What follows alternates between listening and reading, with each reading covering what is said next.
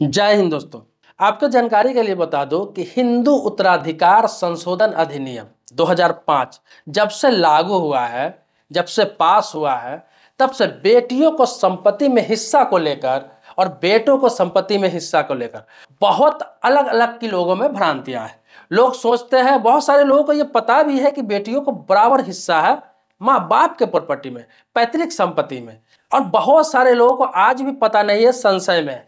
तो खास तौर पर ग्रामीण इलाकों में ऐसा होता है कि जब बेटियों को शादी कर दी जाती है, बेटी जब अपने ससुराल चली जाती है, किसी परिस्थिति की वजह से कभी विधवा हो जाती है या फिर तलाकशुदा हो जाती है, पति उसको छोड़ देते हैं, तो इस परिस्थिति में लोगों के अंदर संशय है कि क्या उसके बाद भी पैतृक संपत्ति में हिस्सेदारी उसका रहता है? क्या उसके बाद वो आकर ले सकती है? अगर उसका पति डेथ कर गया तो क्या बाद में आकर पैतृक संपत्ति में हिस्सा ले सकती है? क्या उसका पति ने उसको तलाक कर दिया था, क्या बाद में आकर वो अपने हिस्सेदारी ले सकती है पैतृक संपत्ति में, अपने माँ बाप की संपत्ति में, दादा दादी की संपत्ति में? तो मैं आज इसी को क्लियर करूंगा कि कोर्ट ने क्या कहा है। अभी हाल ही में, अभी तत्काल कोलकाता हाई कोर्ट का एक जजमेंट है। आपको बता दूं कि कोलकाता हाई कोर्ट की खंडपीठ ने एकल पीठ के निर्णय को कायम रखते हुए कहा है कि विवाहित महिला को उसके माता पिता के परिवार के सदस्य माना जाएगा। वर्ष 2013 में रेखा पाल नामक महिला की ओर से दायर किए गए मामले में तत्कालीन न्यायाधीश अशोक दास अधिकारी की एकल पीठ ने यह निर्णय सुनाया था, जिसे चुनौती देते हुए राज्य सरकार ने खंडपीठ में मामला दर्ज किया था। शुक्रवार को, आपको बता दूं, इसी शुक्रवार को न्यायाधीश देवांशु बसाक और न्यायाधीश मोहम्मद सब्बर रशीदी की खंडपीठ ने उक्त निर्णय को कायम रखा है। बंगाल के बीरभूम जिले की रहने वाली रेखा की पैतृक जमीन को राज्य सरकार ने 2012 में बक्रेश्वर ताप विद्युत केंद्र के निर्माण के लिए अधिग्रहण किया था। रेखा के पिता की मृत्यु के बाद विधवा मां की देखभाल कर रही है। रेखा ने हाईकोर्ट का दरवाजा खटखटाया था।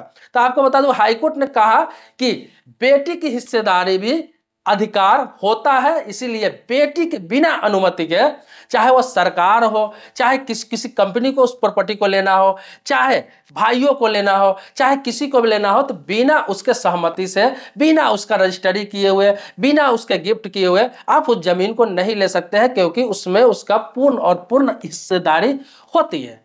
सीधा सीधा समझ लीजिए कि कोई भी पैतृक संपत्ति में मैं आपको बता दूं कि बेटी को रहते हुए कोई बेटा उस जमीन को बेच देता है बिना बंटवारा किए हुए। अगर बेटी की शादी हो गई हुई है या फिर विधवा ही है बेटी, चाहे वो तलाकशुदा ही है, चाहे कुंवारी ही है, किसी भी परिस्थिति में उसका अधिकार मायके में बराबर होता है।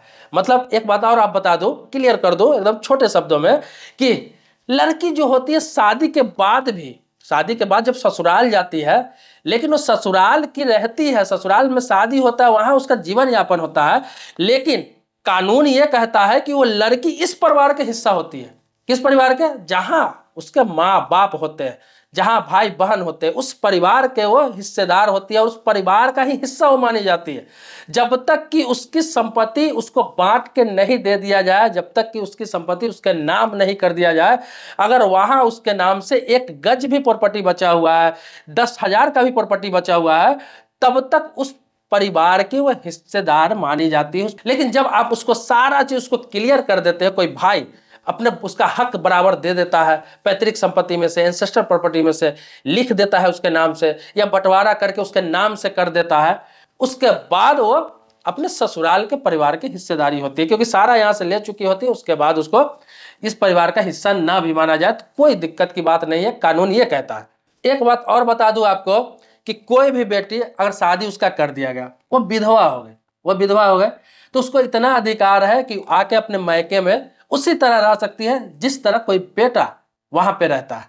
कोई काम कर सकती है, अपना अधिकार जमा सकती है, या फिर कोई तलाकशुदा बेटी भी है, वो आके अपने मायका में उसी हक से रह सकती है जिस हक से एक बेटा रहता है। वो भी कारोबार को संभाल सकती है, माँ बाप के खेती को संभाल सकती है, अपना पैतृक संपत्ति संभाल सकती है। मतलब हक, मतलब जैसे कुंवारे में उसका अधिकार रहता है, वैसे शादीशुदा में अधिकार है, वैसे तलाकशुदा में भी अधिकार है, वैसे ही विधवा होने के बाद भी अधिकार है। तो अधिकार में उसको कोई कटौती नहीं किया गया है, इसीलिए संशोधन किया गया था, क्योंकि इससे पहले बेटियों को बहुत कम ही अधिकार दिया जाता था।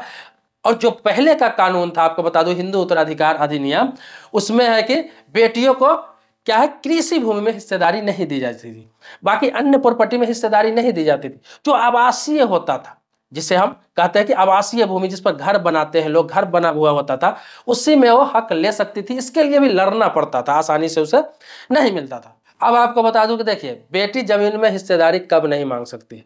पैतृक संपत्ति आप समझते ही होंगे। आपको बता दूं, आपसे लेकर आपके 4 पीढ़ी पीछे तक का जो संपत्ति होता है, आप हो गए, आपके पिताजी हो गए, आपके दादा हो गए, आपके परदादा हो गए, ये 4 पीढ़ी का जो प्रॉपर्टी होता है उसे पैतृक संपत्ति माना जाता है। अब पैतृक संपत्ति में हिस्सेदारी कब लिया जा सकता है? जब वह व्यक्ति नहीं हो जीवित। जैसे आपके दादाजी के नाम से प्रॉपर्टी है, दादाजी जीवित नहीं है, डायरेक्ट आपकी हिस्सेदारी हो जाएगी। आपके परदादा के नाम से प्रॉपर्टी है, परदादा जीवित नहीं है, और डायरेक्ट आपको हिस्सेदारी हो जाती है। अगर वो किसी के नाम से वसीयत नहीं करके गए हैं, किसी के नाम से रजिस्ट्री करके नहीं गए हैं तो। इसके अलावा आपके पिताजी के नाम से संपत्ति है, पिताजी जीवित नहीं है, और डायरेक्ट उसमें आपकी हिस्सेदारी हो जाती है। तो इसी प्रकार से बेटियों को भी सेम बराबर हिस्सेदारी होती है। यह हिंदू उत्तराधिकार संशोधन अधिनियम कहता है। तो ये तो हो जाता है, आपको बता दूं। तो ये हुआ पैतृक संपत्ति। अब आपको बता दूं, किसी बेटी का हिस्सेदारी कब नहीं होगा। वो इस परिस्थिति में नहीं होगा कि जैसे उसकी शादी होती है, शादी हो गई और चली गई दूसरे घर में, शादी करके अच्छे घर में आप उसका शादी कर देते हैं, अच्छा प्रॉपर्टी रहता है, आपसे ज़्यादा उसका प्रॉपर्टी है, संपन्न है, या फिर अच्छा जॉब करती है, नौकरी करती है, सरकारी नौकरी करती है, या फिर प्राइवेट सेक्टर में ही नौकरी करती है, बिजनेस करती है, संपन्न है, कोई दिक्कत नहीं। तो वो अगर आपके नाम से हक त्याग कर देती है, हक त्याग समझते हैं? एक जैसे विल होता है, जैसे वसीयत होता है, उसी प्रकार से लड़कियों के लिए हक त्याग होता है। मतलब कि भाइयों को एक हक त्याग का वो पेपर बना के रजिस्टर्ड करा देती है कोर्ट से कि मुझे जो मेरे हिस्से की प्रॉपर्टी है वो मेरे भाइयों में बांट दिया जाए, मतलब मेरे अलावा जो भी हिस्सेदार उनमें बांट दिया जाए, मुझे इस प्रॉपर्टी से कोई मतलब नहीं। वो हक त्याग का होता है पेपर। इसके अलावा अगर वो अपने हिस्सों को किसी भाई को गिफ्ट कर देती है, गिफ्ट डीड बना देती है, रजिस्टर्ड गिफ्ट डीड। इसके अलावा अगर वो वसीयत कर देती है किसी को, उसके बिहाफ पर भी वो प्रॉपर्टी से हाथ धो बैठती है, मतलब किसी को दे देती है। तो दोस्तों, आपको पता ही है कि मैं अपने चैनल पर बहुत सारे टॉपिक पर वीडियो बनाता हूं। तो दोस्तों, कोई भी टॉपिक, सवाल, कुछ पूछना है, कुछ जानना है, कमेंट बॉक्स में लिखें, उस टॉपिक पर वीडियो जरूर बनाऊंगा। जैसे जैसे लोग सवाल पूछते हैं, सबके सवाल पर एक न एक दिन वीडियो जरूर बनाता हूँ। एक एक करके वीडियो बनाने का प्रयास करता हूँ और बनाता ही हूँ, ताकि सभी लोगों को समझ में आ जाए आसानी से। दोस्तों, मेरे सब्सक्राइबर अभी तक आप नहीं है तो चैनल को सब्सक्राइब कीजिए, बगल में बेल घंटी होगा उसको भी आप दबा लेंगे। लेकिन पुराने सब्सक्राइबर है तो इसके लिए धन्यवाद देता हूं, आपका आभारी हूं आपका। मिलते हैं नेक्स्ट वीडियो में एक नए मुद्दे के साथ, तब तक के लिए शुक्रिया, धन्यवाद, जय हिंद दोस्तों।